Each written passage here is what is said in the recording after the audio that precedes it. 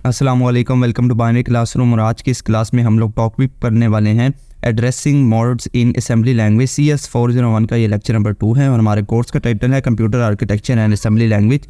सो इस लेक्चर में हम लोगों ने बेसिकली लेक्चर 2 के अंदर जितने भी आपके टॉपिक्स थे वो कवर करने हैं। लेक्चर 2 के अंदर हमारे पास कौन कौन से टॉपिक है? पहले नंबर पर है data declaration, direct and indirect addressing, segmentation, offset addressing और प्रैक्टिकल डिबगिंग टिप्स। तो ये सारी चीज़ें हैं जो हमारे इस लेक्चर में कवर अप होंगी। तो सबसे पहले देख लेते हैं कि डाटा डिक्लेरेशन क्या चीज़ है। अब इससे पहले हम जो C++ की प्रोग्रामिंग करते आ रहे हैं उसके अंदर हमें मालूम है हम किस तरह से अपने पास कोई भी वेरिएबल है उसको डिक्लेयर करते हैं। तो हम सबसे पहले क्या लिखते हैं, वेरिएबल के डाटा टाइप जैसे कि int, float, character etcetera etcetera.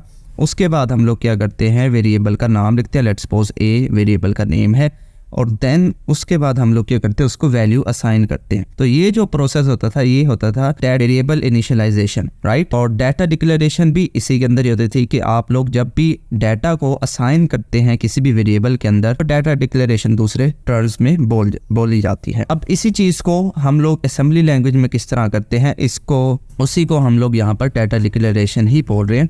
सो बोलता है कि it is a mechanism to reserve memory for a variable और कांस्टेंट। किसी भी वेरिएबल या कांस्टेंट के लिए मेमोरी को रिजर्व करना क्या कहलाता है, डाटा डिक्लेरेशन कहलाता है। डाटा डिक्लेरेशन क्यों ज़रूरत पड़ती है? इमीडिएट ऑपरेंड्स आर इनफ्लेक्सिबल, कि जो कहते हैं कि इस तरह से जब हम डायरेक्ट किसी भी रजिस्टर को वैल्यू असाइन करते हैं तो कहते हैं कि ये इनफ्लेक्सिबल है, ऐसा नहीं होना चाहिए। अब आप भी नोट करते हैं जब भी हम C++ में करते हैं तो हम डायरेक्टली किसी भी वेरिएबल को डाटा या वैल्यू असाइन नहीं करते। जब हम थोड़ा सा अच्छा प्रोग्राम लिख रहे होते हैं कभी भी हमने ऐसा नहीं किया कि हम लोग डायरेक्ट वेरिएबल को वैल्यू असाइन करते हैं। हम बेसिकली क्या करते हैं, वेरिएबल को वेरिएबल में असाइन करते हैं या मेमोरी को वेरिएबल में असाइन करते हैं, इस तरह से काम। तो यहाँ पर भी वो इसी चीज़ को हाईलाइट कर रहे हैं। Memory variables allow dynamic data handling. कहते हैं कि अगर हम मेमोरी को वेरिएबल में असाइन करेंगे तब क्या होगा, हम लोग जो डायनामिकली डाटा हैंडल है उसको आसानी से कर पाएंगे। किस तरह से यहाँ पर किया जाता है सारी काम परफॉर्म, जैसे हम यहाँ पर अगर लिखते थे इंट A = B, तो वो B जो है वो एक वेरिएबल था जिसके अंदर से कुछ ना कुछ डाटा पहले से मौजूद था और वो असाइन होता था। तो यहाँ पर भी ये काम किस तरह से किया जाता है कि डायरेक्ट कोई मेमोरी वेरिएबल को असाइन करती है। तो उससे पहले दो छोटे छोटे यहाँ कॉन्सेप्ट है वो सीखना ज़रूरी है। पहले नंबर पे बोलता है कि एक DB का मतलब होता है डिफाइन बाइट। क्या होता है मतलब डिफाइन बाइट? जो डिफाइन बाइट है ये बेसिकली 8 बिट्स का एक वेरिएबल होता है, मेमोरी एड्रेस होता है जो अपने अंदर 8 बिट्स स्टोर करा। फॉर एग्जांपल हमारे पास एक लेबल है num1। अब लेबल क्या होता है ये हम लेक्चर नंबर 1 में भी देख चुके हैं। इसके अंदर वो क्या करता है, DB उसके आगे लिखता है 5। इट मीन्स के 5 जो है वो डिफाइन बाइट में चला गया है, यानी कि जो 5 है ये स्टोर हो चुका है। बेसिकली ये काम क्या करता है, काम ये सिर्फ इतना करता है जैसे हमारे पास C++ में हम लोग वेरिएबल से पहले उसकी डाटा टाइप लिखते हैं इंट, और तो इंट जो है वो आपको मालूम है कि 4 बाइट्स मेमोरी में रिजर्व करता है। तो सिमिलरली जो डिफाइन बाइट है ये 8 बिट्स यानी कि 1 बाइट जो है वो डाटा को रिजर्व करने के काबिलियत रख। तो यहाँ पर भी सेम वही काम है। इसी तरह एक हमारे पास DW होता है डिफाइन वर्ड। डिफाइन वर्ड क्या करता है, 16 बिट का आपका डाटा को स्टोर करने की काबिलियत रखता है। तो यहाँ पर भी एग्जांपल के जरिए num2 नाम से लेबल बनाया, डिफाइन वर्ड लिखा कि अब ये जो num2 है इसके अंदर मैक्सिमम जो है एक वर्ड का डाटा स्टोर किया जा सकता है, यानी कि जो num2 है वो ऑटोमेटिकली मेमोरी के अंदर 16 बिट्स लेके बैठ जाएगा। अगर 16 बिट से डाटा कम होता है तो वो सारी मेमोरी ज़ाया जाती है, जैसे हम लोग C++ में ही करते हैं। और अगर उसके जितना डाटा है तो वहाँ तक वो डाटा स्टोर करा लेगा इजीली। प्रोग्राम में देखें यहाँ पर भी इन्हीं कॉन्सेप्ट को समझाया गया है। अब एक कॉन्सेप्ट और है प्रोग्राम को देखने से पहले, जब भी हम लोग C++ में कोड लिखते हैं हम लोग क्या करते हैं, हम लोग सबसे पहले वेरिएबल को डिक्लेयर करते हैं या इनिशियलाइज करते हैं, उसके बाद हम उसको प्रोग्राम में इस्तेमाल करते हैं। जबकि असेंबली लैंग्वेज में ऐसा नहीं होता। यहाँ पर आप अपना सबसे पहले प्रोग्राम लिखते हो और उसके बाद उसके अंदर जो वेरिएबल्स इस्तेमाल हो रहे होते हैं वो लास्ट में लिख। अब देखें ओरिजिनेट और ये जो आपका ऑफसेट है यहाँ से आपका प्रोग्राम स्टार्ट होता है। उसके बाद आपकी पहली इंस्ट्रक्शन आई। पहले इंस्ट्रक्शन क्या कर रही है, ये कोई वेरिएबल है उसका डाटा आपके AL रजिस्टर में, अकोमोलेटर रजिस्टर में स्टोर करवा रही है। दूसरे इंस्ट्रक्शन में भी हुआ क्या कि दूसरा एक वेरिएबल है जो कि आपके दूसरे रजिस्टर में जाके स्टोर हो रहा है। लेकिन ये बाइट वेरिएबल और वर्ड वेरिएबल है कहाँ पर, ये वो वेरिएबल है जो आपने डिफाइन किया है।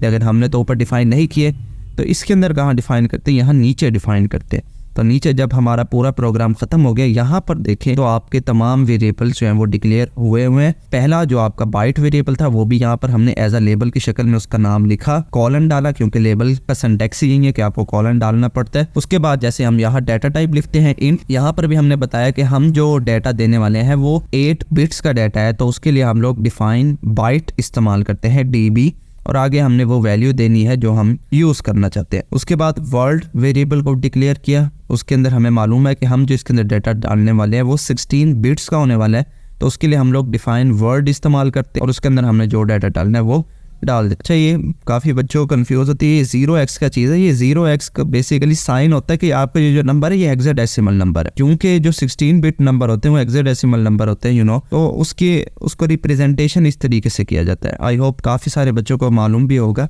तो अब यहाँ पर देखें जो हमने वेरिएबल इस्तेमाल किए वो हम यहाँ पर इस्तेमाल कर रहे हैं प्रोग्राम में, ऊपर बाद में डिक्लेयर किया और पहले हम लोग उसको इस्तेमाल करते हैं। तो यही तरीका होता है असेंबली लैंग्वेज में कोई भी वेरिएबल बनाने का। इसके अलावा ये जो ब्रैकेट्स दिख रही हैं इनका आगे भी मतलब मजीद आपको समझ में आएगा।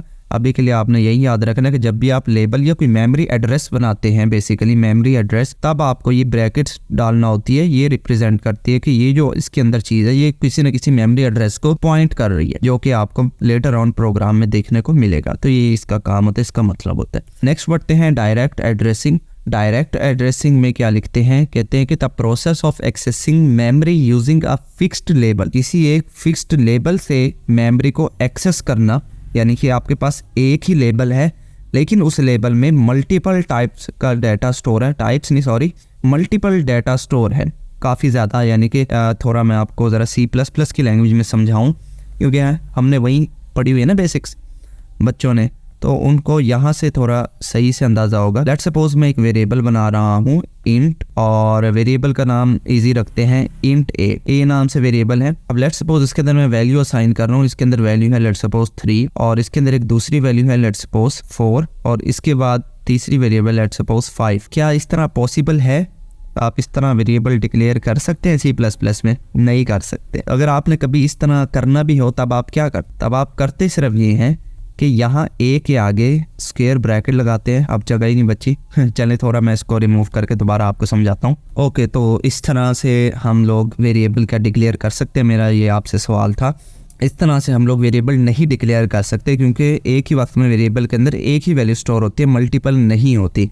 लेकिन अगर हमने मल्टीपल करनी होती थी तब हम C++ में क्या करते थे, यहाँ पर हम एक स्क्वायर ब्रैकेट लगाते थे, और स्क्वायर ब्रैकेट लगाने के बाद हम लोग यहाँ क्या करते थे, यहाँ पर कितने हम लोग वैल्यू स्टोर कराना चाहते हैं उसका साइज लिखते कि मैं 3 वैल्यू स्टोर करवाना चाहता हूँ, तो यहाँ मैं 3 लिख देता था, ऐसा था नहीं। और यहाँ पर हम लोग एक करली ब्रैकेट लगा देते थे, और यहाँ पर भी हम लोग एक करली ब्रैकेट लगा देते थे। हाँ जी, कुछ याद आ रहा है? ये क्या था? ये एक अरे थी। C++ में इसको अरे बोला जाता था। इसी सेम कॉन्सेप्ट को हम लोग इम्प्लीमेंट कर रहे हैं असेंबली लेवल लैंग्वेज में, जिसके अंदर ये नाम पड़ गया है डायरेक्ट एड्रेसिंग। ठीक है, अगर आप डेफिनेशन पे भी गौर करें, उसने क्या बोला है, the process of accessing memory, कि मेमोरी को एक्सेस करना है। मेमोरी से मुराद मेमोरी के अंदर कुछ ना कुछ वैल्यू होगी, कुछ ना कुछ डेटा होगा, उसको आपने एक्सेस करना है यूजिंग अ फिक्स्ड लेबल। एक फिक्स्ड लेबल यानी कि एक वेरिएबल के जरिए आपने मल्टीपल वैल्यूज को एक्सेस करना है मेमोरी से। दूसरे लफ्ज़ों में अगर मैं आपको समझाना चाहूँ कि मैं इसी ए का नाम इस्तेमाल करते हुए 3 को भी एक्सेस करना चाहता हूँ, 4 को भी एक्सेस करना चाहता हूँ, और 5 को भी एक्सेस करना चाहता हूँ। आई होप आपको समझ में आ रहा होगा। इसी चीज़ को बोलते हैं डायरेक्ट एड्रेसिंग, और C++ की जुबान में इसको बोलते हैं एरे। नेक्स्ट आ जाए, it is used to required to read write static variables. जब भी कभी स्टैटिक वेरिएबल कहते हैं इस्तेमाल करने, तब आप असेंबली लैंग्वेज में ये इस्तेमाल करते हैं। तो ये जो सारी चीज़ें हैं, ये जो मैं रेड मार्कर से लिखता हूँ, ये मैं माउस को इस्तेमाल करके लिखता हूँ। तो अभी के लिए क्योंकि मेरे पास पेन टैबलेट नहीं है, तो इंशाल्लाह आएगा। अगर आप लोग सपोर्ट करें, कोई थोड़ा सा चैनल को सब्सक्राइब करें। वैसे मैं कहता नहीं हूँ, आपकी मर्जी होती है करें ना करें, लेकिन कर देंगे तो फ़ायदा हो जाएगा, ना भी करेंगे तो कोई इसके अंदर नुकसान नहीं होगा। चलें जी, सिंटैक्स इसका है जो हम यहाँ पर इस्तेमाल करने वाले हैं। लेबल को इस तरह लिखा जाता है ब्रैकेट में। अभी पिछले प्रोग्राम में भी हम लोग इसकी एग्जाम्पल देख के आए हैं कि लेबल को भी इस तरह से लिखा जाता है, तो वो सिंटैक्स है। अब ये जो प्रोग्राम है, इसके अंदर ये सारी आपको कहानी समझ आएगी कि डायरेक्ट एक्सेसिंग। अब ये जो प्रोग्राम है, इसके अंदर आपको ये तमाम स्टोरी समझ में आएगी कि डायरेक्ट एड्रेसिंग कैसे की जाती है, और क्या मतलब है और कैसे ये रिलेट करता है आपकी एरे से। तो हमारे पास प्रोग्राम है, write a program to add 3 number accessed using a single label. देखिए एक लेबल को इस्तेमाल करते हुए आपने 3 नंबर्स को ऐड करना है। बाकी अब मुझे ये तो चीजें बताने की जरूरत नहीं है ना, ये जो सेमीकोलन है ये कमेंट्स असेंबली लैंग्वेज में कहलाते हैं। ORG इंटू 100 जो है ये आपका ऑफसेट होता है, यानी कि जहाँ से आपका प्रोग्राम स्टार्ट होता है। सेम लाइक C++ में जैसे आप hash include stdio dot h और इस तरह की वो जो लाइन लिखते हैं। और उसके बाद ये जो लास्ट वाली 2 लाइंस होती हैं मूव AX इंटू 4C00 और int 21, ये जो लाइंस होती है ये आपके प्रोग्राम को टर्मिनेट करने के काम आती है, जैसे आप C++ में रिटर्न 0 लिखते हैं। दूसरा लेक्चर है इसलिए मैं आपको बता रहा हूँ, नहीं तो मैंने ये पहले लेक्चर में भी बता चुका हूँ। अब प्रोग्राम में स्टेटमेंट सिंपल सी है कि आपने 3 नंबर्स को ऐड करना है, लेकिन साथ में उसने कंडीशन लगा दी है कि आपने सिंगल लेबल को इस्तेमाल करते हुए ऐड करना है। तो देखिए यहाँ पर सबसे पहले हमने करना क्या है, क्योंकि उसने शर्त लगाई हुई है कि हमने यहाँ पर सिंगल लेबल को इस्तेमाल करना है। तो C++ में अगर आपको मैं यही स्टेटमेंट दूँ तो सबसे पहले आप क्या करेंगे, सबसे पहले आप लोग एरे बनाते हैं वहाँ पर। लेकिन अभी मैंने आपको लास्ट स्लाइड में भी बताया कि असेंबली लैंग्वेज में सबसे पहले प्रोग्राम लिखा जाता है। लेकिन जब तक हमें क्लियर ही ना हो कि हमारे पास एरे का क्या नाम है, उसके अंदर डाटा कहाँ है, तब तक हम प्रोग्राम नहीं लिख सकते ना, ऐसा है ना। तो इसीलिए हम लोग यहाँ पर भी सबसे पहले बनाते तो वही हम लेबल ही है, प्रोग्राम हम फिर भी उसके ऊपर ही लिखते हैं, बाद में बेशक लिखे लेकिन लिखते उसके ऊपर ही है। हाँ, अब पेपर में हम लोग क्या करें, हमें तो पता ही नहीं कि कितनी लाइनों में प्रोग्राम आता है, तो इसका भी यही हल होता है कि आप आधे से ज़्यादा पेज जो है वो प्रोग्राम के लिए छोड़ दें। उसके बाद जो है वो नीचे वाली लाइनों में ये आप लेबल्स वगैरह तमाम डिफाइन कर लें और उसके बाद आप उसी हिसाब से अपना प्रोग्राम स्टार्ट। तो देखें इसी ने भी यहाँ पर सबसे पहले एक लेबल बनाया है num1, नंबर 1 के नाम से। लेबल की निशानी क्या होती है, वहाँ पे कोलन लगता है। और यहाँ पर देखें तो उसने वही 3 नंबर्स को हमें ऐड करवाना है, तो उसने यहाँ पर 3 जो है वो वर्ड डिफाइन किए। तो डिफाइन वर्ड लिखा और उसके अंदर वैल्यू क्या स्टोर कराई, सबसे पहले 5। सेम लाइक जैसे यहाँ पर मैंने 3 स्टोर करवाया, पहले इंडेक्स पे 3 वैल्यू होगी। इस तरह दूसरे में डिफाइन वर्ड फिर से लिखा और इस दफ़ा वैल्यू स्टोर कराई 10, फिर तीसरी मरतबा में 15 और उसके बाद लास्ट में 0 क्यों स्टोर करवाया, इसकी वजह मैं आपको अभी बताता हूँ। पहले हम प्रोग्राम समझ लेते हैं। यहाँ तक तो आई होप क्लियर आपको समझ आ रही है ना कि हमने 3 वैल्यू की अरे बना ली, जो इसकी जुबान में थी हमने लेबल बना लिया। अब प्रोग्राम की तरफ आते हैं। पहली इंस्ट्रक्शन क्या कहती है कि मूव AX, नंबर 1, यानी कि नंबर 1 का जो लेबल है उस पे जाओ और उसका जो पहली वैल्यू है उसको उठाओ और उसको AX के अंदर स्टोर करा दो। AX के अंदर क्या वैल्यू आ जाएगी, 5 आ जाएगी। सेकंड इंस्ट्रक्शन पे गया, बोलता है कि BX के अंदर वैल्यू स्टोर कराओ नंबर 1 में +2 कर। हाँ जी, ये क्या हुआ, ये +2 कहाँ से आया, अब समझें जरा इस बात। हम लोग क्या कर रहे हैं, यहाँ पर डिफाइन वर्ड कर रहे हैं। अब जो वर्ड होता है वो आपको मालूम है कितनी मेमोरी कंज्यूम करता है, वो कंज्यूम करता है 16 बिट्स। कितनी, 16 बिट्स। तो 16 बिट्स जो होती है वो कितने बाइट्स के इक्वल होती है, वो होती है 2 बाइट्स के इक्वल। कितने बाइट्स के इक्वल होती हैं, 2 बाइट्स के इक्वल। अब ये B जो है वो थोड़ा खराब लिखा गया, चले कोई बात नहीं। 2 बाइट्स के इक्वल होती है हमारे पास 16 बिट। ये जो AX रजिस्टर है, AX, ये मैंने आपको बताया था कि ये 1 बाइट स्टोर करता है। अब यहाँ देखें, आपने इसको याद रखना है कि 16 बिट जो होता है 2 बाइट के इक्वल होता है। अब यहाँ देखें कि हमारे पास num1 यानी कि जो हमारा लेबल है उसकी वैल्यू असाइन हो रही है AX को। तो num1 पे जब ये इंस्ट्रक्शन जो है पॉइंट करेगी यहाँ पर num1 पे सबसे पहले, और num1 का जो सबसे पहली वाली हमारे पास वैल्यू होगी पहले इंडेक्स पे, उसके अंदर जो 5 है वो हमारे पास AX में जाके स्टोर हो जाएगा।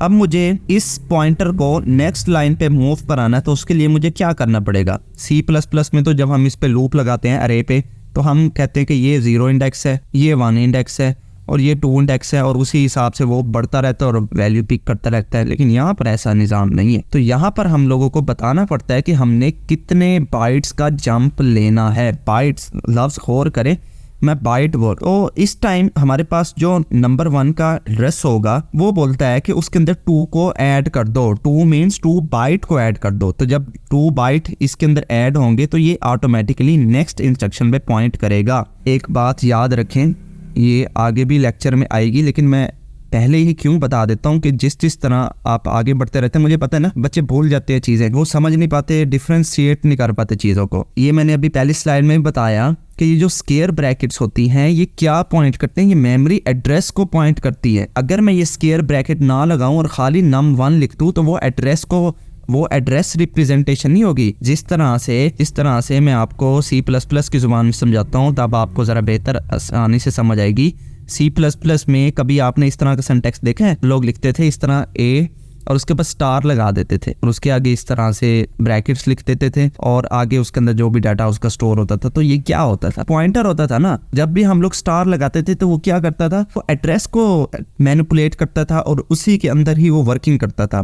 तो असेंबली लैंग्वेज भी इसी एड्रेस के अंदर जब भी हमने एड्रेसिंग के साथ काम करना हो तब हम ये स्क्वायर ब्रैकेट लगाते हैं। अगर स्क्वायर ब्रैकेट ला लगी हो उसका मतलब वो मेमोरी एड्रेस के साथ काम नहीं कर रहा, वो डायरेक्ट लेबल के साथ काम कर रहा है। आई होप समझ में आ गया होगा। तो अब एड्रेस लेट सपोज हमारे पास num1 जो है जिसके अंदर 5 वैल्यू स्टोर है, इसके अंदर लेट सपोज हमारे पास जो एड्रेस है वो है 100। मैं ये सपोज कर रहा हूँ, ऐसा एड्रेस होता नहीं है वैसे। लेट सपोज के अंदर वैल्यू है 100। तो नेक्स्ट वैल्यू कहां पर पड़ी होगी? नेक्स्ट वैल्यू पड़ी होगी 116 पर। कितने पर? 116 पर। और ये जो 16 है ये बिट है। इसको अगर मैं कन्वर्ट करूं बाइट में तो इसका मतलब मैं ये कहना चाहता हूं कि मेरी अगली वैल्यू है वो पड़ी होगी कहां पर? 100 के अंदर अगर मैं 2 ऐड कर दूं, 2 बाइट, मेरी अगली वैल्यू कहां पर पड़ी होगी? 102 एड्रेस पे। बात समझ में आ रही है ये नहीं आ रही? कि मेरा जो अगली वैल्यू है वो 102 एड्रेस पर पड़ी होगी, यानी कि ये जो 10 है ये कहां पर पड़ी होगी? 102 एड्रेस में। तो अब खुद सोचें, अगर मेरे पास ये जो 5 वाली वैल्यू है ये मेरे पास पड़ी हुई है 100 एड्रेस पे और मुझे अगली वैल्यू को एक्सेस करना है, तब मुझे पता है कि अगली वैल्यू 2 बाइट छोड़कर पड़ी है, तो मुझे सिंपल इसके एड्रेस में 2 ऐड करना पड़ेगा। इसके एड्रेस में 2 ऐड करना पड़ेगा तब ही मैं नेक्स्ट वैल्यू तक पॉइंट कर पाऊंगा। और अब मुझे ये बताएं कि अगर मुझे 2 ऐड करना पड़ेगा इस वैल्यू को एक्सेस करने के लिए, तो मुझे नेक्स्ट वैल्यू को एक्सेस करने के लिए कितना ऐड करना पड़ेगा? तो मुझे नेक्स्ट वैल्यू को एक्सेस करने के लिए 4 ऐड करना पड़ेगा। देखें यहाँ पर वो सिनेरियो नहीं होता कि आपका कंट्रोल जो है वो नेक्स्ट लाइन पे मूव कर जाता है और वहीं पे खड़ा रहता है। नहीं, हमेशा लेबल पॉइंट करेगा आपके पहले इंडेक्स पे। आपको इसी इंडेक्स से बाइट्स को जमा करते जाना है और आपकी नेक्स्ट वैल्यू आती जाएगी। अगर मेरे पास पहला एड्रेस 100 है तो सेकंड वैल्यू मेरे पास 102 एड्रेस पे पड़ी होगी और थर्ड वैल्यू मेरे पास 104 एड्रेस पे पड़ी होगी। तो इस तरह से वैल्यू को एक्सेस किया जाएगा और अगर वैल्यू जितनी ज़्यादा होंगी उतना 2 आप ऐड करते जाएंगे, नेक्स्ट वैल्यू आपके पास आती जाएगी। लेकिन ये मैं बात किस तनाजुर में कर रहा हूँ? जब आपके पास डिफाइन वर्ड हो। अगर आपके पास डिफाइन बाइट है तब आप यहाँ पर 2 ऐड नहीं करते, तब आप यहाँ पर 1 ऐड करते हैं। ठीक है कि 1 ऐड करा, फिर 2 ऐड करा, फिर 3 ऐड करा, उस तरह से आप चलते हैं। लेकिन अभी हम लोग वर्ड के सिनेरियो में बात करें, इसलिए 2 का गैप देके ऐड किया जाएगा। तो आई होप आपको समझ आ रही होगी, इतनी डिटेल में मैं बता चुका हूँ। पहले नंबर पर जो आपकी पहली वैल्यू है वो AX में अकामुलेटर रजिस्टर में स्टोर हुई। फिर दूसरे नंबर पर नेक्स्ट एड्रेस की वैल्यू जो कि थी 10 वो दूसरे रजिस्टर में स्टोर कराई। अब उसने क्या किया कि दोनों रजिस्टर में जो वैल्यू है 10 और 5 इन दोनों को ऐड कर दिया, यानी कि 10 + 5 तो हमारे पास क्या रिजल्ट आएगा? 15 रिजल्ट आएगा। तो 15 हमारे पास कहां पर जाके स्टोर होगा? हाँ जी, ये भी मैंने आपको पहले बताया था, जो हमेशा लेफ्ट साइड वाला वेरिएबल होता है उसके अंदर वैल्यू जाके स्टोर होती है। तो ये जो 15 है ये हमारे पास स्टोर होगा अकामुलेटर रजिस्टर में, यानी कि AX रजिस्टर में। तो इस वाले वेरिएबल के अंदर ये 15 जाके अब स्टोर हो जाएगा। फिर अगेन जो हमारी तीसरी वैल्यू है 15, इसको हम स्टोर करवाएंगे BX में और अगेन AX और BX को ऐड करवा देंगे। तो AX में हमारे पास पहले से वैल्यू मौजूद है 15 में मजीद हम 15 ऐड करवाएंगे तो क्या हमारे पास जवाब आ जाएगा? 30 आ जाएगा। तो 30 कौन से वेरिएबल में स्टोर होगा? अगेन AX में, या यहाँ पर जो भी रजिस्टर होगा मोस्टली AX ही होता है। तो AX में हमारे पास 30 वैल्यू आ जाएगी। अब उसके बाद देखें अगेन AX के अंदर इस टाइम क्या वैल्यू है बच्चों? 30 है। अब 30 वैल्यू आ गई, हमारा प्रोग्राम, हमें जो रिजल्ट चाहिए था वो हमारा आ गया। अब हमारे पास AX की वैल्यू जो है वो किसी काम की नहीं है। तो अब मुझे क्या करना है? इस रजिस्टर को खाली करना है किसी वैल्यू से। तो उसके लिए मुझे क्या करना पड़ेगा? इसको सिर्फ 0 से इनिशियलाइज करा दूंगा। 0 इसके अंदर अगर मैं स्टोर करा दूं तो इट मीन्स ये मेरे पास रजिस्टर जो है वो ब्लैंक हो जाएगा। ठीक हो गया। तो इसीलिए मैंने यहाँ पर लास्ट में एक 0 भी डिफाइन किया था, ताकि जब हम तमाम अपना प्रोग्राम चला चुके हों तब नेक्स्ट एड्रेस पे जैसे ही हमारे पास हम पॉइंटर को मूव करें, लेबल को मूव करें, तो हमारे AX के अंदर जो है वो 0 वैल्यू स्टोर हो जाए। अब नेक्स्ट देखें, जब हमारे पास 15 + 15 जो है वो 30 हो जाएगा, उसके बाद उसने देखें एक लाइन लिखी है जिसके अंदर जो आपकी AX की वैल्यू है वो जा रही है इस एड्रेस पे। तो AX के अंदर इस टाइम क्या वैल्यू है 30, क्योंकि जो आपका मुकम्मल वैल्यू होती है वो उसी रजिस्टर में जाके स्टोर होती है जो लेफ्ट साइड पे लिखा होता है, और लेफ्ट साइड पे हमारे पास AX लिखा होता है लास्ट इंस्ट्रक्शन में। इट मीन्स हमारे पास AX के अंदर क्या वैल्यू इस टाइम स्टोर है 30 स्टोर है। अब इस 30 को वो यहाँ पर लेबल के इस जगह पर स्टोर करवाना चाहता है। तो इस जगह पर स्टोर करवाना चाहता है तो आपको पता होगा कि जब भी हम वेरिएबल को बाद में यूज करते हैं तो हम उसकी जगह पर एक 0 से उसको इनिशियलाइज कर देते हैं कि अभी के लिए चले इस यहाँ पर 0 वैल्यू है, मैं बाद में इसको अपडेट कर दूंगा। तो वही काम उसने यहाँ पर भी किया था, उसने एक वर्ड पहले से डिफाइन कर दिया था और उसके अंदर वैल्यू रखी थी 0 कि मैं बाद में इसके अंदर रिजल्ट स्टोर करूंगा। तो ये उस काम के लिए था, ठीक है। तो यही देखें, अब यहाँ पर रजिस्टर लिखा गया है जबकि मेमोरी एड्रेस यहाँ पर लिखा गया है। अब ये इसका मतलब है कि जो AX की वैल्यू है वो इस मेमोरी एड्रेस पे जाके स्टोर होगी। इट मीन्स कि यहाँ से 0 को है वो रिमूव किया दिया जाएगा और यहाँ पर 30 जो है वो स्टोर हो जाएगा। आखिरी वाली जो 2 इंस्ट्रक्शन है ये प्रोग्राम को टर्मिनेट करने के काम आती है। सो आई होप डायरेक्ट एड्रेसिंग आपको अच्छे से समझ आ चुकी होगी। नेक्स्ट बढ़ते हैं। नेक्स्ट हमारे पास है टॉपिक रजिस्टर इनडायरेक्ट एड्रेसिंग। हाँ जी, इनडायरेक्ट एड्रेसिंग क्या हो, वैसे मैं अभी लास्ट स्लाइड में बता भी चुका हूँ, लेकिन हो सकता है किसी ने सुना ही ना हो। चलें दोबारा पढ़ते हैं। Registered indirect addressing refers to the use of register BX, BP, SI and DI to hold the address। हाँ जी, कहते हैं कि इनडायरेक्ट एड्रेसिंग का मतलब ये होता है कि आप लोग इन रजिस्टर का इस्तेमाल करें, base pointer register, stack index, source index और डेस्टिनेशन इंडेक्स। तो इन चीज़ों का अगर आप इन रजिस्टर का इस्तेमाल करेंगे तो वो इनडायरेक्ट एड्रेसिंग होती है। अगर आप इनकी 2 टाइप होती है। अगर आप बेस्ड एड्रेसिंग करना चाहते हैं तब आप BX और BP ये वाले 2 पॉइंटर इस्तेमाल करेंगे, बेस पॉइंटर इनको बोला जाता है। और अगर आप इंडेक्स एड्रेसिंग करना चाहते हैं तब आप सोर्स इंडेक्स या डेस्टिनेशन एड्रेस इंडेक्स इन पॉइंटर्स का इस्तेमाल करेंगे। Operations, stack operations. एक यहाँ पर लाइन लिखी गई है, base pointer default to stack segment. ये लाइन बस याद रखिएगा, आगे जब मैं थोड़ा लेक्चर में आगे चला जाऊंगा ना वहां पर आपको याद दिलाऊंगा कि मैंने ये टॉपिक में ये लाइन पढ़ा भी के लिए नहीं समझा रहा। सो ये 2 टाइप्स हैं। इन्हीं रजिस्टर को बोला जाता है इनडायरेक्ट एड्रेसिंग। अगर वो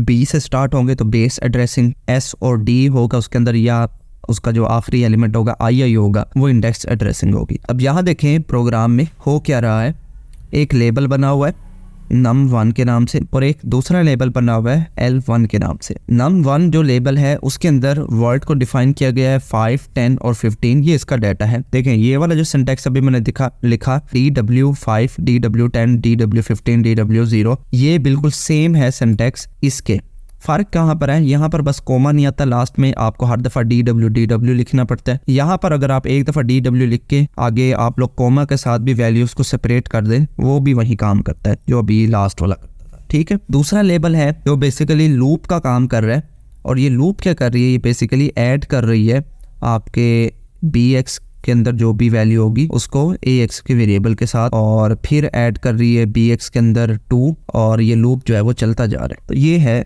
आपके पास लूप भी डिफाइन है और एक लेबल भी डिफाइन है। प्रोग्राम देखते प्रोग्राम कर क्या रहा है ना, तजस्सुस हो रहा है कि प्रोग्राम हो क्या रहा है। तो सबसे पहले हो क्या रहा है कि हमारे पास जो num1 की वैल्यू है, लेबल num1, इसकी पहली वैल्यू उठ के जा रही है आपके BX रजिस्टर में। तो इसकी पहली वैल्यू क्या है 5, इसका मतलब BX में वैल्यू जा रही है 5। तो यहाँ हम साइड पे लिख भी लेते हैं ताकि ड्राई रन होगा तो अच्छे से हमें समझ में आएगी कि चल क्या रहा है। तो BX के अंदर इस टाइम वैल्यू क्या है 5 है। उसके बाद क्या कर रहा है, मूव CX3। अब CX का जो रजिस्टर होता है ये आपको मालूम है कि ये काउंटर रजिस्टर होता है जो कि सिर्फ काउंटिंग का काम आता है, ये वैल्यू स्टोर नहीं करता, ये सिर्फ काउंटिंग स्टोर करता है। आपने इसको बोला ना 3, तो ये 1, 2 और 3 तक काउंट करेगा बस, और कुछ भी नहीं करेगा। वैल्यू स्टोर करवाने के लिए BX और AX रजिस्टर इस्तेमाल हो। थर्ड इंस्ट्रक्शन में क्या हो रहा है, 0 स्टोर हो रही है AX में, तो AX रजिस्टर भी यहाँ पर बना लेते हैं AX, और इसके अंदर क्या वैल्यू स्टोर हो रही है, 0 स्टोर हो रही है। हाँ जी, नेक्स्ट देखें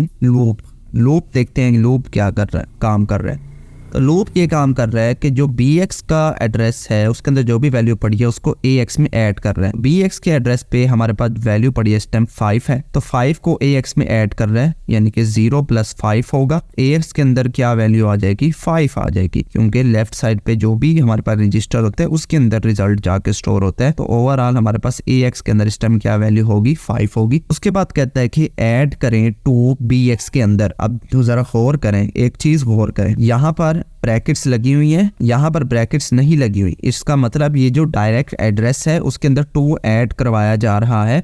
अगर आप लोग इसको थोड़ा इस तरह सिंटेक्स देखें जो मैंने अभी लास्ट स्लाइड में भी बताया, अगर आप bx को इस तरह लिखें bx + 2, तो ये भी क्या काम करेगा, ये भी हमारे पास नेक्स्ट वर्ड पे मूव कराएगा, यानी कि 10 पर मूव हो जाएगा। नहीं तो ये वाला जो सिंटेक्स इस भाई ने लिखा है, हमारे पास नोट्स वाले भाई ने, उन्होंने भी थोड़ा सिंटेक्स चेंज किया है। सिंटेक्स उसने ये लिखा है कि जो ये bx है, ऐड की कमांड से इसके अंदर 2 को ऐड किया करवाया जा रहा है, तो यहाँ पर बस ब्रैकेट को ऑफ कर देना है और यहाँ पर भी वही सेम काम करेगा। ये नेक्स्ट वर्ड पे मूव कर जाएगा, यानी कि 10 पर मूव हो जाएगा। जब ये 10 पे मूव हो जाएगा तो ये लूप दोबारा चलेगी।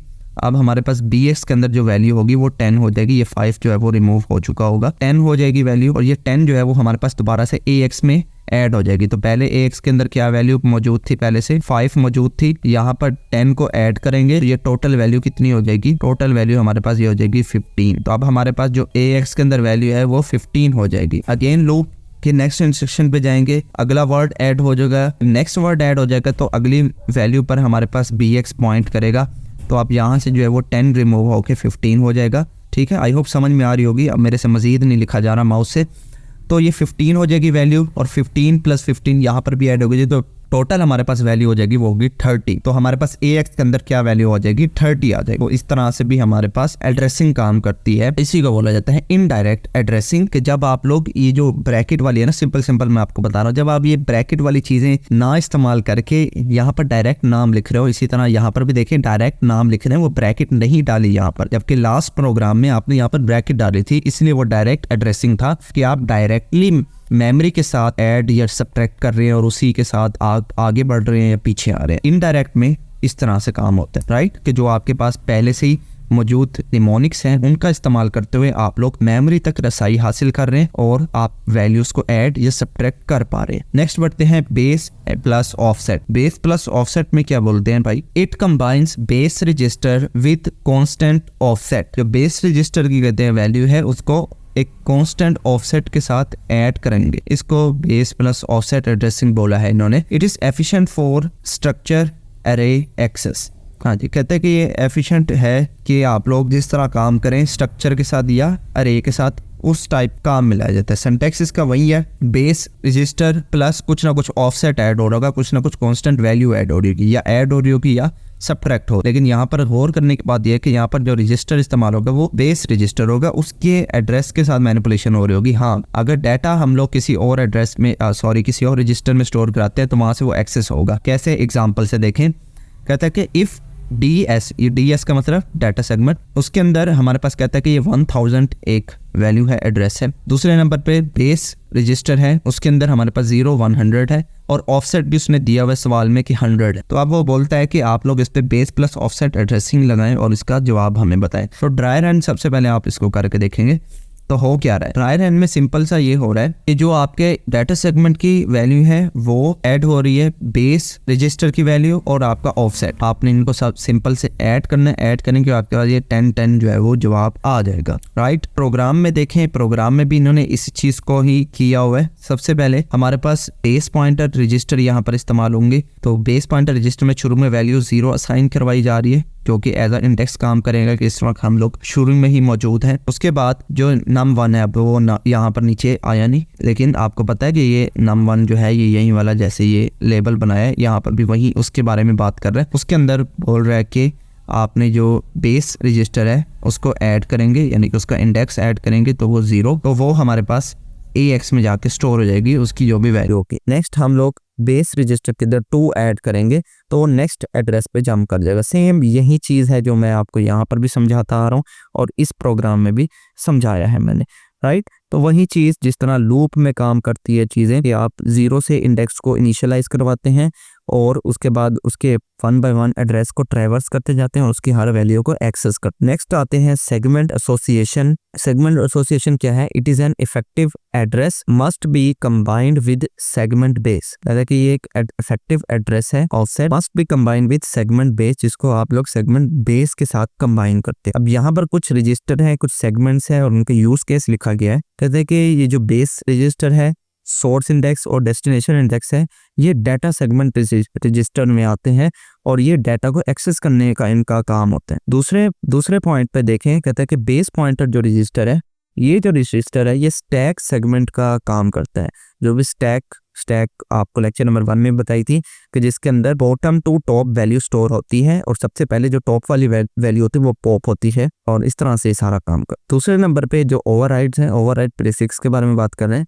ओवरराइड प्रीफिक्स कहते हैं कि it is a temporary changes segment. ये जो टेम्परेरी चेंजेस सेगमेंट्स होते हैं, जिनको आप एक्स्ट्रा सेगमेंट्स भी बोल सकती हो, वो जो होते हैं वो ओवरराइड प्रीफिक्स होते हैं। इस एक्स्ट्रा सेगमेंट को भी याद रखना है, आगे जरा एक्सरसाइज में आपको सोल्व कराऊंगा, उसमें ये काम आएगा। और हाँ, मैं तो आपको लेक्चर के शुरू में बताना भूल गया कि लेक्चर तो छोटा सा है, आपको हो सकता है वीडियो की लेंथ थोड़ी बड़ी दिख रही हो, लेकिन लेक्चर ये छोटा सा है। उसके बाद मैंने आपको एक्सरसाइज के शॉर्ट क्वेश्चन जो हैं वो भी सॉल्व करवाए हैं जो आपके नोट्स में थे, और उसके बाद आपको कुछ चंद एक मेरे ख्याल में 10-15 MCQs भी हैं, वो भी मैंने यहाँ पर सॉल्व करवाए हैं, तो वो भी मैं आपको इसी लेक्चर में प्रोवाइड करूंगा, तो थोड़ा आपको तैयारी हो जाएगी एक किस्म की। तो यहाँ पर एक इंस्ट्रक्शन लिखी गई है मूव AX, और उसके अंदर एक्स्ट्रा सेगमेंट और ये जो बेस रजिस्टर है इसको पॉइंट किया गया। अब ये जो है ये हमारे पास कहलाता है ओवरराइड प्रीफिक्स, ठीक है, क्योंकि जहां पर आपको ये एक्स्ट्रा सेगमेंट दिख गया ना, समझे वो ओवरराइड है।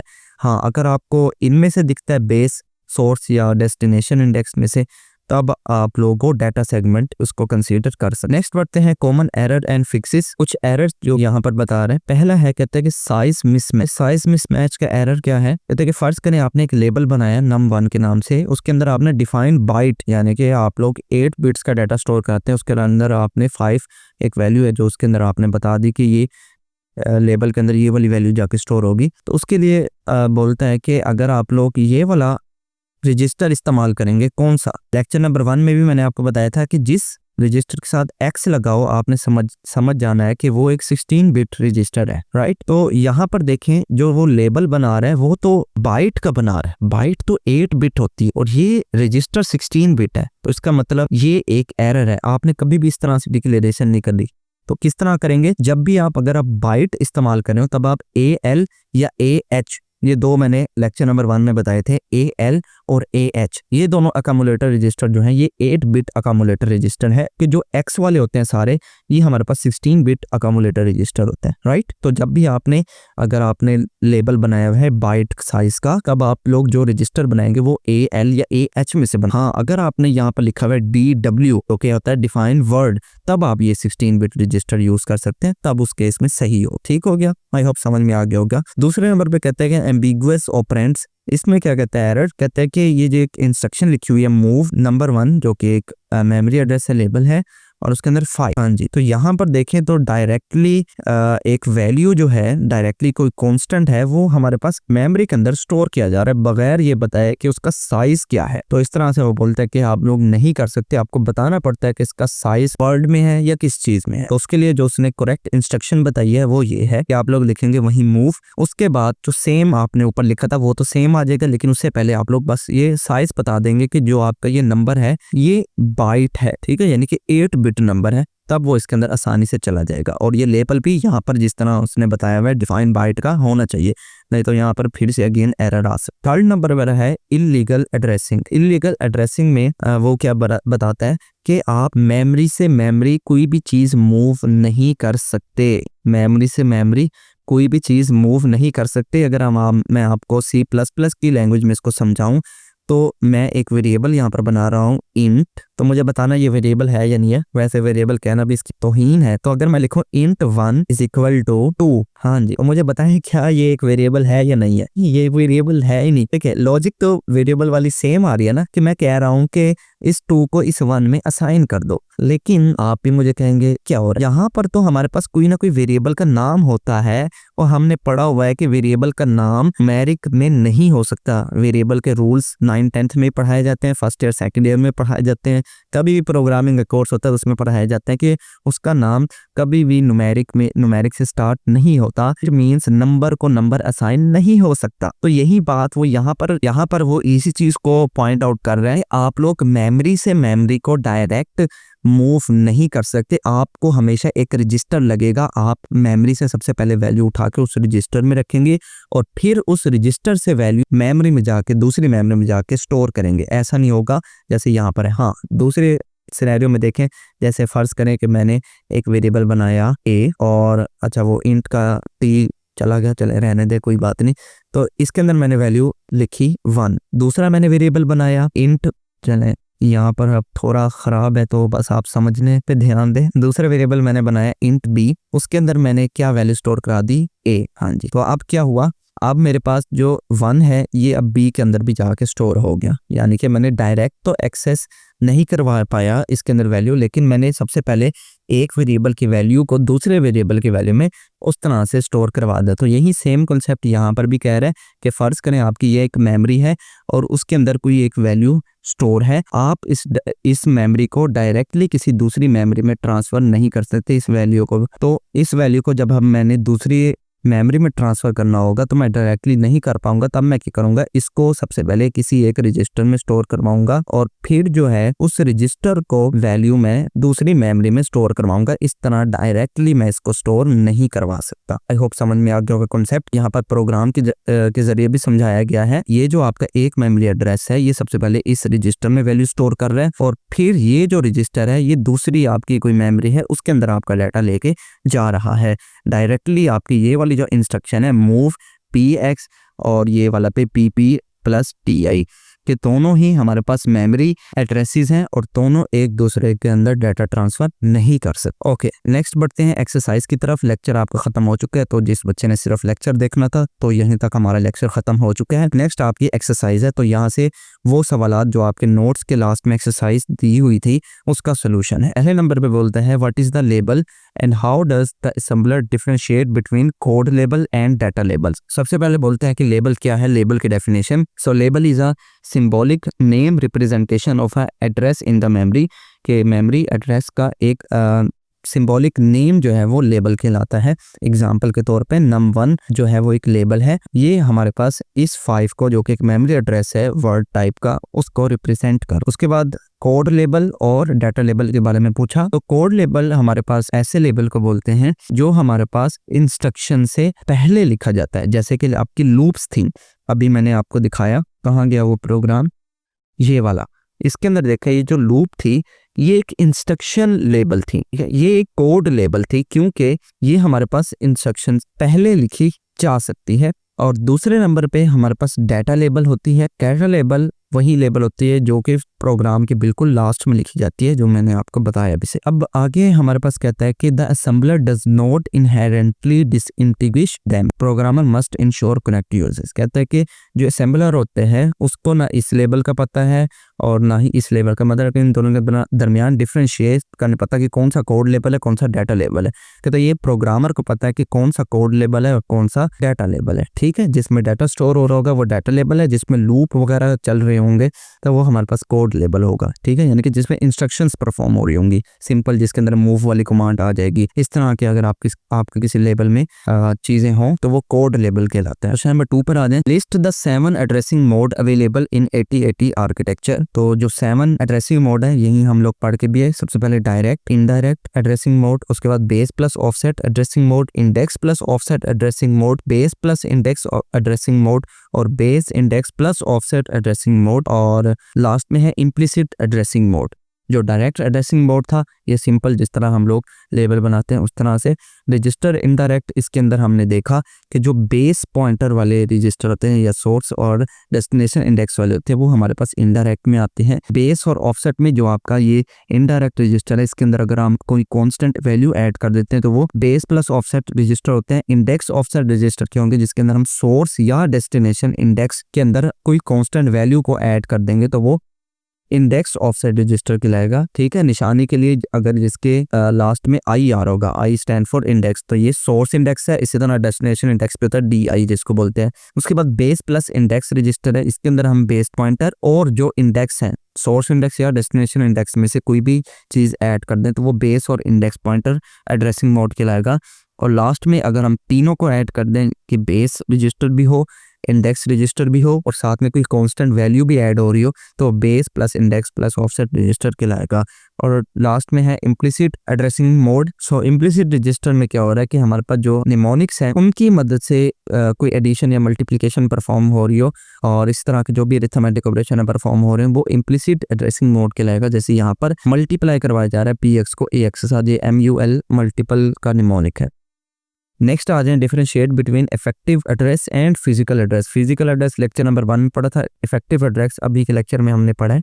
सो इफेक्टिव एड्रेस में हमारे पास था कि इसके अंदर हम लोग ऑफसेट को किसी भी सेगमेंट रजिस्टर के साथ ऐड करवाते हैं, जैसे कि हमारे पास एस रजिस्टर और हमारे पास जो इंडेक्स रजिस्टर है उसकी एग्जांपल दी गई है कि इन दोनों को ऐड करवाया जाता है तो इसको इफेक्टिव एड्रेस बोला जाता है। और अगर हमारे पास एक 20 बिट का एड्रेस हो जिसके अंदर हम लोग कोई ना कोई सेगमेंट रजिस्टर को हम लोग ऐड करवाते हैं इफेक्टिव एड्रेस के साथ, तो वो हमारे पास फिजिकल एड्रेस होता है। और सेगमेंट रजिस्टर का एड्रेस निकालने के लिए उस नंबर को 16 से मल्टीप्लाई कराया जाता है क्योंकि वो एक हेक्साडेसिमल नंबर होता है। एग्जाम्पल के तौर पे आपका ये डाटा सेगमेंट रजिस्टर है, उसके बाद एक इफेक्टिव एड्रेस है, तो उसका फिजिकल एड्रेस क्या होगा? फिजिकल एड्रेस ये होगा कैसे, ये जो आपका डाटा सेगमेंट है इसको मल्टीप्लाई करवाएंगे 16 के साथ तो इसका एक 0 यहाँ पर ऐड हो जाएगा, यानी कि जब भी 1000 है तो इसका जो आंसर होगा वो 10,000 होगा। तो 10,000 के साथ जब आप ये 100 ऐड करवाएंगे तो ये 10,100 इसका जवाब आ जाएगा, जो कि एक फिजिकल एड्रेस हो। आई होप समझ में आ रही होगी। वैसे ये मैंने अभी बताया था लास्ट लेक्चर में, लेक्चर नंबर 1 में, कि किस तरह से फिजिकल एड्रेस कैलकुलेट। नेक्स्ट आ जाए calculate the effective address for each instruction. ये आपको कुछ वैल्यूज दी गई हैं, वो बोलते हैं कि इसका इफेक्टिव एड्रेस निकालें। सबसे पहले इंस्ट्रक्शन दी गई है कि मूव करें इस वाले एड्रेस की वैल्यू को अकोमुलेटर रजिस्टर के अंदर, तो BX + 12 करना है। तो BX की क्या वैल्यू है यहाँ पे लिखी गई है 100, इसके अंदर 12 ऐड करना है तो उसका आंसर ये आ जाएगा। अब ये हेक्साडेसिमल नंबर है तो जब भी आप एडिशन या सब्ट्रैक्शन या मल्टीप्लिकेशन कुछ भी परफॉर्म करेंगे तब आपका अगर आंसर 16 से अबव जाता है तब आप उसको 16 से मल्टीप्लाई करते हैं, तो उस लिहाज से आप लोग उसको रिप्लेस करते हैं। हाँ, अगर 10 से भी अबव जाता है, 9 से अबव जाता है तो वो 10 जो है वो A के इक्वल होता है, फिर 12 B के इक्वल होता है। तो इस तरह से आपको पता होगा हेक्साडेसिमल किस तरह काम करता है, तो ये एडिशन वो वाली परफॉर्म होगी। ठीक है, तो एक कदम मैं आपको पहले वाली इंस्ट्रक्शन समझा देता हूँ, बाकी आप लोग खुद से इसको कीजिएगा। अब मैं आपको यहाँ पर समझा देता हूँ थोड़ा सा ये वर्क कैसे कर रहा है। अब देखिए ये सारा कुछ होता है हेक्साडेसिमल में। पहली इंस्ट्रक्शन देखें, वो कहता है कि 12 को ऐड करो बेस रजिस्टर में, तो बेस रजिस्टर की वैल्यू गिवन है विच इज 100। और ये जो 12 है, 12 जो है वो हेक्साडेसिमल का डिजिट नहीं होता, 12 रिप्रेजेंट किया जाता है C से हेक्साडेसिमल में। तो आपने सिंपल करना क्या है कि जब आप इसको ऐड करेंगे जो इसका लास्ट वाला करेक्टर होगा इसकी जगह आपने करेक्टर रिप्लेस कर देना, तो ये बाकी सारा सेम आएगा 0 × 0 110। तो यहाँ पर देखिए जो उसका आंसर है 0 × 0 110, और जो हमने C को रिप्लेस 12 को रिप्लेस किया था C से, वो इसके लास्ट में ऐड हो जाएगा। तो इस तरह से ये काम करता है। नेक्स्ट देखिए, नेक्स्ट सिंपल सी कैलकुलेशन है। इसके अंदर हमारे पास बेस पॉइंटर जो रजिस्टर है उसको ऐड करवाया जा रहा है नंबर 1 से। तो यहाँ पर जो 100 है इसको किससे ऐड करवाया जा रहा है? 1001 से। तो इसके अंदर तो सिंपल एडिशन ही है। किस तरह से, यहाँ पर मैं जल्दी से जरा नंबर लिख लेता हूँ फिर आपको बताता हूँ कि किस तरह से एडिशन परफॉर्म हो रही है। तो यहाँ पर है 100 और उसके बाद ये 1, ये 0, अगेन 0 और उसके बाद ये 1। हाँ जी, तो 0 और 1 को ऐड करेंगे 1, 0 को 0 से ऐड करेंगे 0, 1 और 0 ऐड करेंगे 1, और ये वाला 1 जो है वो एज इट इज आ जाएगा। तो 1101 ये आंसर आ जाएगा। तो 1101 एज इट इज आ जाएगा। बाकी 0 और x जो लिखा जाता है ये हेक्साडेसिमल की रिप्रेजेंटेशन होती है असेंबली लैंग्वेज। नेक्स्ट आ जाए, इसका तो अब आप लोग कर लेंगे ना कि BX को ऐड करवाना है नंबर 1 की वैल्यू से, तो BX की वैल्यू भी गिवन है और नंबर 1 की वैल्यू गिवन है। ये तो सेम आंसर देगा मेरे ख्याल में। हाँ जी, ये तो सेम ऊपर वाली आंसर आ गया ना। ओके, उसके बाद ये वाला देखें, इसके अंदर क्या किया गया? इसके अंदर उसने PX और SI इनको सबसे पहले ऐड किया गया है और फिर जो है उसको इंस्ट्रक्शन पॉइंटर में, उसके बाद लास्ट वाला है इसके अंदर देखें, इसके अंदर क्या किया गया है? उसके अंदर PX और SI इनको ऐड किया गया है। तो इनको भी आप सिंपल से ऐड कर लेंगे, जो आंसर आएगा वो आपका ये वाला आंसर होगा। मैच करके देख लीजिएगा। नेक्स्ट बढ़ते हैं। नेक्स्ट क्वेश्चन हमारे पास है वैलिडेट द एड्रेसिंग मोड। ये कुछ वैल्यूज दी गई है और नीचे पूछा गया है कि क्या ये वैलिड हैं स्टेटमेंट्स या नहीं है, ये जो ABCF तक जो लिखी हुई है वैल्यूज। तो सबसे पहले इंस्ट्रक्शन दी गई है, कहते हैं कि BX और SI को माइनस करें। हाँ जी, तो ये एक इनवैलिड है क्योंकि सब्ट्रैक्शन जो है वो अलाउड नहीं है इन एड्रेसिंग मोड में। ठीक हो गया। उसके बाद BX और BP जो कि दोनों ही बेस रजिस्टर हैं, ये भी इनवैलिड है कि 2 बेस रजिस्टर भी आपस में सब्ट्रैक्ट नहीं हो सकते। नेक्स्ट आ जाए, बेस रजिस्टर में ऐड किया गया है 10। हाँ जी, ये एक वैलिड है क्योंकि ऑफसेट को ऐड किया जा सकता है आपके किसी भी रजिस्टर के अंदर, तो वो हम लोग ऐड कर सकते हैं। आगे उसने एग्जांपल के जरिए भी इसको समझा के दिखाया है, तो हमने ये खैर ये बताना तो नहीं है, बस वैलिड और इनवैलिड बताना है, लेकिन ये वैलिड। नेक्स्ट हमारे पास ऑफसेट को माइनस किया जा रहा है रजिस्टर से, तो ये भी एक इनवैलिड है क्योंकि सब्ट्रैक्शन अलाउड नहीं होती एड्रेसिंग मोड में। नेक्स्ट आ जाए, स्टैक पॉइंटर रजिस्टर है, इसको ऐड करवाया जा रहा है हमारे पास बेस रजिस्टर में, ये भी एक इनवैलिड स्टेटमेंट है क्योंकि stack pointer can not be used for memory address, क्योंकि स्टैक पॉइंटर मेमोरी एक्सेस में इस्तेमाल ही नहीं होता, ये तो पॉइंट करने में इस्तेमाल होता है। जो आपकी स्टैक होती है कि स्टैक का हेड इस टाइम उसके टॉप पे कहाँ पर है, उसको पॉइंट करता है। स्टैक लास्ट में है, डेस्टिनेशन इंडेक्स को ऐड किया जा रहा है बेस रजिस्टर से, तो ये भी एक वैलिड है और इसकी भी एग्जांपल उसने आगे आपको बता रखी। नेक्स्ट आ जाए, identify and fix error in the instruction. तो पहली इंस्ट्रक्शन ये दी गई है और इसके अंदर एरर बताया गया है। तो एरर इसके अंदर ये है कि मेमोरी से मेमोरी जो मैंने अभी आपको बताया कि वो अलाउड नहीं होता असेंबली लैंग्वेज में, तो यहाँ पर देखिए तो डायरेक्ट एक वैल्यू जो है, अब वैल्यू के अंदर देखिए उसके गिर्द ब्रैकेट लगी हुई है। ब्रैकेट का मतलब तो होता है हमारे पास एक मेमोरी एड्रेस है, तो एक डायरेक्ट मेमोरी एड्रेस को रजिस्टर में स्टोर करवाया जा रहा है, तो ये पॉसिबल नहीं है। ठीक है, हाँ, इस तरह से ये उसका सोल्यूशन उसने दिया है कि आप जो हमारे पास रजिस्टर की वैल्यू है उसको आप मेमोरी में जाकर स्टोर करा सकते हो। तो इस केस में ये जो 02 है एक मेमोरी एड्रेस है। कैसे पता लगा? क्योंकि इसके गिर्द ब्रैकेट लगी हुई है। ठीक है। नेक्स्ट दूसरे नंबर पे हमारे पास इंस्ट्रक्शन दी हुई है मूव वर्ड, आगे वेरिएबल का नाम दिया हुआ है और लिखा हुआ है 20। हाँ जी, तो अब वो यहाँ पर ये बोल रहा है कि ये एक साइज एम्बिग्युइटी है। साइज एम्बिग्युइटी क्यों है? क्योंकि 16 बिट नंबर जो है वो हमारे पास वर्ड स्टोर करता है, जबकि 20 जो है वो 16 से ज्यादा है, तो इसलिए ये इसके अंदर स्टोर नहीं हो पाए। नेक्स्ट आ जाए, AL को मूव करवाया जा रहा है BL में, यानी कि कॉपी हो रहा है, तो यहाँ पर वो कहता है कि ये साइज मिसमैच है क्योंकि। नेक्स्ट आ जाए थर्ड पर, इसके अंदर क्या हो रहा है, इसके अंदर एक्चुअल स्टेटमेंट नहीं लिखी। एक्चुअल स्टेटमेंट हमारे पास ये थी, एक मिनट मैं लिख लेता हूँ पहले। ओके, तो ये स्टेटमेंट थी कि AL को जो है मूव करवाया जा रहा है BX के अंदर, यानी कि AL की जो वैल्यू है अक्यूमुलेटर रजिस्टर की, उसको BX में मूव कराया जा रहा है। तो अभी हम बारहा देख कर आए, जो AL है ये एक 8 बिट रजिस्टर है, जबकि जो BX है वो एक 16 बिट रजिस्टर है। यही वजह उसने बताई हुई है। तो इसका जो एरर होगा वो होगा साइज मिसमैच का, और इसकी करेक्ट स्टेटमेंट जो होगी वो होगी ये वाली कि आप लोग जो आपका बेस रजिस्टर है उसको भी BL बना दे, यानी कि 8 बिट का बना दे, तब ये काम कर जाएगा। नेक्स्ट है इंस्ट्रक्शन में कि सोर्स इंडेक्स है, उसके अंदर कुछ ऑफसेट ऐड करवाया जा रहा है और उसको स्टोर करवाया जा रहा है AX यानी कि अक्यूमुलेटर रजिस्टर के अंदर। हाँ जी, तो यहाँ पर एरर जो है वो ये दे रहा है कि सोर्स इंडेक्स और destination index not allowed, 2 index register को एक साथ अलाउ नहीं किया जा सकता, यानी कि ये सोर्स इंडेक्स भी इस्तेमाल हो रहा है और डेस्टिनेशन इंडेक्स भी इस्तेमाल हो रहा है। दोनों इंडेक्स रजिस्टर एक ही वक्त में इस्तेमाल नहीं हो सकते, एक ही टाइम पर एक ही रजिस्टर इस्तेमाल होगा और जो ये एरर रिमूव हो जाएगा। नेक्स्ट बढ़ते हैं, function of segment override prefix and opcode changes. अच्छा, व्हाट इज द पर्पस? तो क्या पर्पस है ओवरराइड प्रीफिक्स का? सो ओवरराइड डिफॉल्ट सेगमेंट्स, ये हमारे पास डिफॉल्ट सेगमेंट्स को ओवरराइड कर देता है। तो इसका एग्जांपल अभी भी हमने देखी कि जब भी आपका एक्स्ट्रा सेगमेंट के नाम से कुछ ना कुछ लेबल के अंदर या मेमोरी एड्रेस के अंदर दिखे तो वो ओवरराइड प्रीफिक्स कहलाएगा। ठीक हो गया। ऑप कोड क्या है?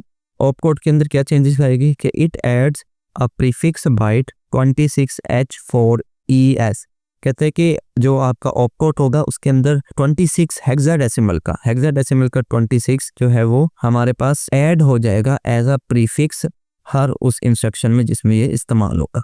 नेक्स्ट आ जाए, what are the two types of address wraparound and physical address calculation? So two types of address wraparound कौन कौन सी है? segment wraparound और physical memory wraparound। जो segment wraparound है it's drop a carry। segment wraparound में क्या कहता है कि जो आपकी लास्ट में जो है वो कैरी एक ड्रॉप है, जैसे कि यहाँ पर एक फुल हेक्साडेसिमल नंबर है जो बिल्कुल लास्ट वाला है, उसको ऐड करवाया जा रहा है सिंपल 1 से, तो इसके अंदर एक कैरी जो है वो बचेगा, बाकी जो आंसर है वो 000 आ जाएगा। तो कैरी जो है वो ड्रॉप कर दी जाएगी, यानी कि उसको इंक्लूड नहीं किया जाएगा। दूसरे नंबर में है फिजिकल मेमोरी रैप अराउंड। इसके अंदर हमारे पास हमें पता है फिजिकल मेमोरी एड्रेस में 20 बिट की जो है वो एड्रेस होता है मुकम्मल। तो इसके अंदर हमारे पास जब नंबर को ऐड करवाया जाएगा तो इसके अंदर हमारे पास एक एक्स्ट्रा जीरो जो है वो ऐड हो जाएगा, इसके अंदर भी हमारे पास जो है वो ड्रॉप हो जाएगा कैरी, बट इस केस में इसको बोला जाता है ट्रंकेशन। ठीक है, यहाँ पर देखें ना, अगर आप काउंट करें तो यहाँ पर 4 जीरोज हैं जबकि यहाँ पर 5 जीरोज है। ठीक हो गया। और एग्जांपल जहाँ जैसे यहाँ पर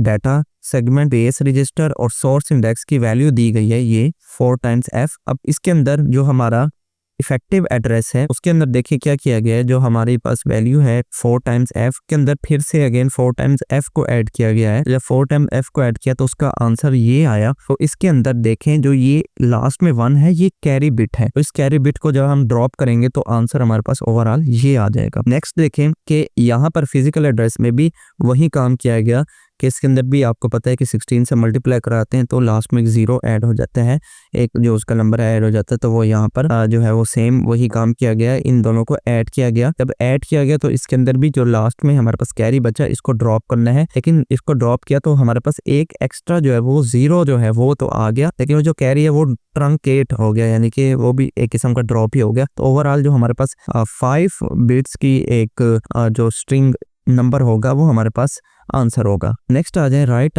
इंस्ट्रक्शन फॉर स्पेसिफिक टास्क। तो ये जो है आपको कुछ इंग्लिश में बताया गया है सवाल और आपने इसकी इंस्ट्रक्शन लिखनी है। पहली हमारे पास ए पार्ट में बोलता है कि कॉपी फ्रॉम ऑफसेट 00252 AX, यानी कि 254 हमने कॉपी करवाना है AX रजिस्टर में, तो इसके लिए मूव की कमांड इस्तेमाल होती है। कौन सा रजिस्टर है, AX रजिस्टर कोमा, और कौन सा एड्रेस है हमारे पास ये वाला एड्रेस है, तो इस एड्रेस को इसके अंदर मूव कराना है, तो ये इसकी हमारे पास इंस्ट्रक्शन हो जाए। नेक्स्ट इंस्ट्रक्शन क्या है कि आपने कॉपी करना है AX टू ऑफसेट FFF कि AX की जो भी वैल्यू है आपने उसको FFF के ऑफसेट में मूव कराना है, कॉपी करना है। तो इसके लिए हम लोग क्या करेंगे, अगेन मूव की कमांड। अब देखें ना वैल्यू उल्टी हो गया है कि AX के अंदर जो भी वैल्यू है उसको इस एड्रेस पे स्टोर कराना है, तो उस एड्रेस का नाम लिख देंगे, स्क्वायर ब्रैकेट लगाएंगे ताकि वो मेमोरी एड्रेस पे पॉइंट हो, और उसके अंदर हम लोग रजिस्टर की वैल्यू स्टोर करा देंगे, और ये एक वैलिड स्टेटमेंट है। नेक्स्ट मूव फ्रॉम ऑफसेट के ऑफसेट से मूव कराओ 10 को कहां पर, इस वाले एड्रेस में। तो ये दोनों देखें, ये भी मेमोरी एड्रेस उसने यहाँ पर दिया हुआ है और ये भी मेमोरी एड्रेस यहाँ पर उसने दिया हुआ है। तो हमें अभी भी मालूम है, हम लेक्चर में पढ़ के, कि मेमोरी से मेमोरी डाटा ट्रांसफर ही नहीं होता है असेंबली लैंग्वेज में। तो इसके लिए सबसे पहले हमने एक मेमोरी का जो डाटा होगा उसको रजिस्टर में स्टोर कराना, फिर उस रजिस्टर का डाटा दूसरी मेमोरी में स्टोर कराएंगे। तो हम लोग सबसे पहले मूव लिखेंगे, AX जो हमारा रजिस्टर है 10 एड्रेस पे हमारे पास वैल्यू होगी वो AX में जाके स्टोर हो जाएगी। अब जो ये वाली वैल्यू होगी इस रजिस्टर के अंदर उसको हम लोग दूसरी मेमोरी में जाकर स्टोर करवा देंगे इस सेंटेंस। नेक्स्ट बढ़ते हैं, write a program to calculate 20 का स्क्वायर यूजिंग अ लूप का इस्तेमाल करते हुए 20 का स्क्वायर मालूम करना है। तो हमें पता है कि 20 का स्क्वायर किस तरह से निकाला जाता है कि अगर हम 20 को 20 टाइम्स जो है वो मल्टीप्लाई करा दें तो जो आंसर निकलेगा वो हमारे पास उसका स्क्वायर होगा। तो किस तरह से करेंगे, सबसे पहले हम लोग काउंटर रजिस्टर में 20 लिखेंगे क्योंकि हमने 20 टाइम्स लूप चलानी है, और उसके बाद अकोमोलेटर के अंदर अभी के लिए वैल्यू जो है वो 0 स्टोर करवा देंगे, जो कि बाद में लूप के जरिए वैल्यू इसके अंदर ऐड होती रहेगी और हमारा नंबर आगे बढ़ता रहेगा। ठीक है, तो 20 का स्क्वायर हम लोगों ने मालूम करना था, तो 20 का स्क्वायर 20 + 20 + 20 टाइम जब हम करवाएंगे तो वो हमारे पास आ जाएगा। तो लूप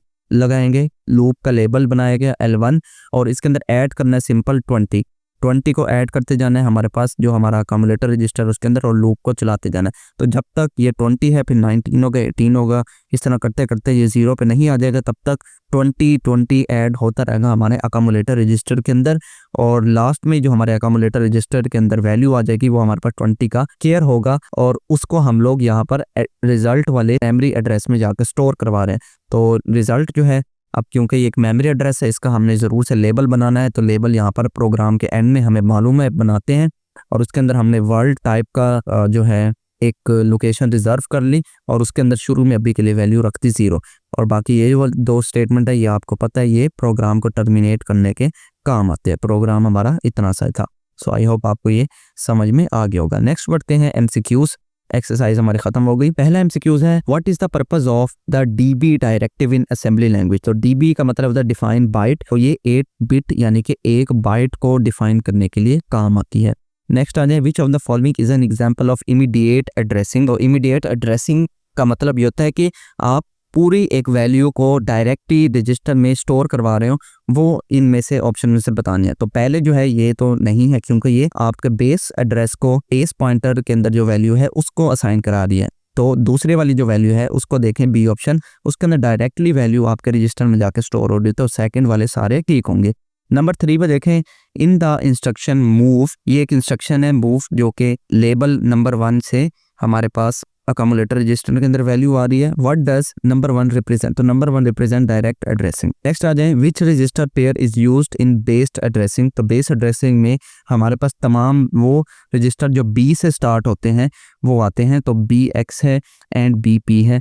बाकी ऑप्शन में देख लें, बी एक्स तो यहाँ पर भी है लेकिन इसके साथ अकोमोडेटर है जो कि बेस एड्रेसिंग में काम नहीं आता, तो इसलिए ऑप्शन नंबर ए ठीक होगा। नेक्स्ट आ जाए, what is the effective address for move? ये हमारे पास सवाल दिया गया है, इसका इफेक्टिव एड्रेस पूछा गया है, तो किस तरह से कैलकुलेट करेंगे? यहाँ पर मैंने कैलकुलेट करके रखा हुआ है कि जो आपका ये वाला है बेस, पहले उसने दे रखी है कि बेस हमारे पास बेस रजिस्टर की वैल्यू हो तो जो कि है 100 वो आ जाएगी, प्लस उसके अंदर सोर्स इंडेक्स की वैल्यू जो कि है 10 वो आ जाएगी, प्लस एक उसने कांस्टेंट वैल्यू भी दे रखी है 10, उसको ऐड करेंगे, तीनों को ऐड करेंगे तो आपके पास ये आंसर आ जाएगा। ये जो ए है आपको पता है हेक्साडेसिमल में 10 जो है वो एक एक बोला होता है, तो इसके लास्ट में 10 आएगा, तो ये जो ऑफसेट है इसकी जो वैल्यू होगी ये 10 में कन्वर्ट होकर उसने यहाँ पर लिख दी। ओके, सो हमारे पास ऑप्शन नंबर सी इसका करेक्ट होगा। नेक्स्ट आ जाए, which of the following is an invalid memory to memory operation? तो मेमोरी टू मेमोरी हमें पता है कि जब दोनों ब्रैकेट वाले आ जाएं तो वो मेमोरी को रिप्रेजेंट कर रहे होते हैं जो ब्रैकेट वाला होता है, तो जब दोनों ही ब्रैकेट वाले होंगे हमारे पास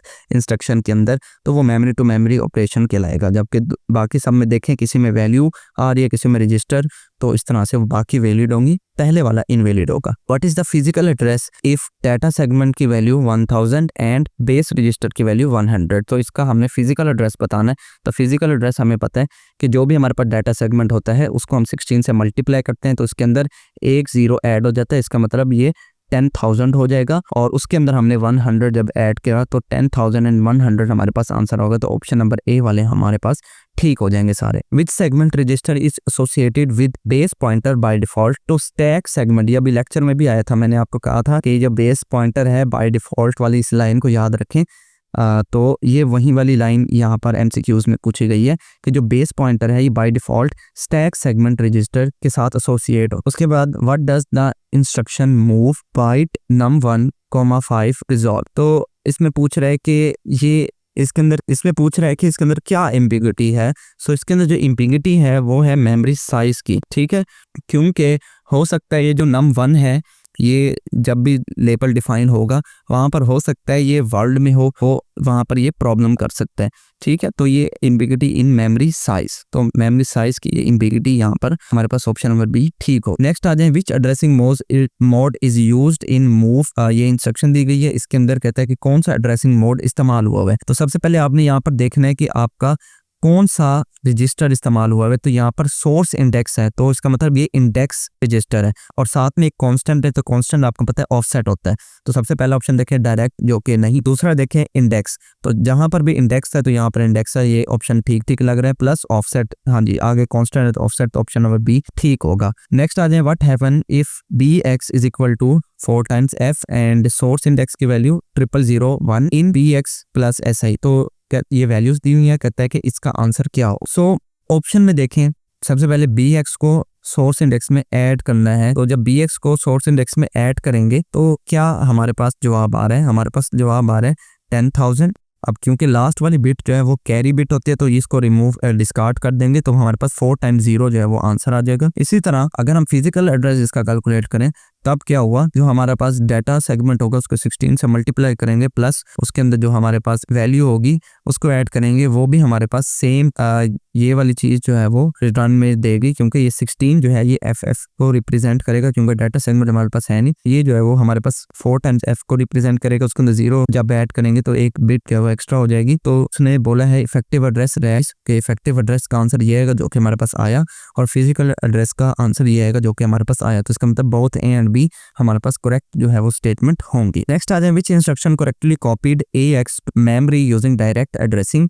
इनमें से कौन सी इंस्ट्रक्शन है जो कि कॉपी करती है AX का डाटा मेमोरी के अंदर। ये देखें और से देखें, वो कहता है कि AX रजिस्टर का डाटा मेमोरी में कॉपी करना है तो उसके लिए कौन सी कमांड आएगी। तो उसके अंदर ऑप्शन ए में जब देखें कि AX के अंदर जो भी डाटा होगा वो इस मेमोरी में जाके स्टोर हो रहा है, जबकि दूसरे में देखें मेमोरी का डाटा जाके रजिस्टर में स्टोर है, लेकिन उसने कहा है कि AX का डाटा मेमोरी में जाना चाहिए। तो सवाल को पढ़ते हुए हमारे पास option number A correct answer आएगा। नेक्स्ट आ जाए, what is the purpose of ORG 0x0100। तो ये हमारे पास स्टार्टिंग जो होता है प्रोग्राम का ऑफसेट जिसको बोलते हैं। It define the program starting offset, के प्रोग्राम का जो शुरू का ऑफसेट होगा वो ये वाली स्टेटमेंट डिफाइन करती है। नेक्स्ट आ जाए 14, विच of the following is a valid segment override prefix. हाँ जी, ओवरराइड का लफ्ज आ गया, इसका मतलब एक्स्ट्रा सेगमेंट लगेगा, तो एक्स्ट्रा सेगमेंट फोर्थ ऑप्शन में हमें नजर आ रहा है ES। ठीक है, तो फोर्थ वाले सारे ठीक होंगे। नेक्स्ट है हमारे पास last MCQs 15 MCQs। What is the result of this command. ये कमांड आपको गिवन है, इसको वैल्यूज भी गिवन है और इसको हमने सॉल्व करना है। देखिए इसमें हमारे पास डाटा सेगमेंट भी गिवन है, बेस पॉइंटर भी गिवन है और सोर्स इंडेक्स भी गिवन है। तो करते क्या है, जो हमारे पास डाटा सेगमेंट का उसको हम लोग फिजिकल एड्रेस निकालें। इसका by the way data segment को आप 16 से मल्टीप्लाई करते हैं और उसके बाद हमारे पास ये गिवन है वैल्यू BX और SI को ऐड करेंगे। तो BX की वैल्यू गिवन है, SI की वैल्यू गिवन है, इन दोनों को ऐड करेंगे तो इन दोनों का जो रिजल्ट आएगा वो हम इसके अंदर ऐड करेंगे तो हमारे पास जो आंसर आ जाएगा वो आ जाएगा 20110। तो ऑप्शन नंबर ए वाले हमारे पास सारे ठीक होंगे। ठीक है, सो इतना सा हमारा ये लेक्चर था। आई होप आपको ये लेक्चर नंबर 2 पसंद आया होगा। अगर पसंद आया तो वीडियो को लाइक करते हैं, चैनल को बगैर सब्सक्राइब के देखना है तो चैनल को भी जरूर से सब्सक्राइब करें। मिलते हैं किसी नेक्स्ट वीडियो में, तब तक के लिए अल्लाह हाफिज़।